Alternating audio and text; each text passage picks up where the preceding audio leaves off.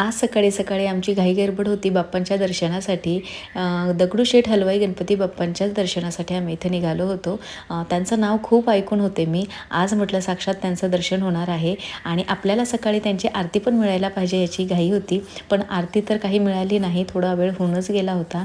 परिपूर्ण प्रवासात झोपली होती आणि तर मंदिरामध्ये प्रवेश केला तेव्हाही झोपलेली होती आणि एकदम सकाळी लवकर उठल्यामुळे तिला लगेच झोप लागून गेली होती गाडीमध्ये.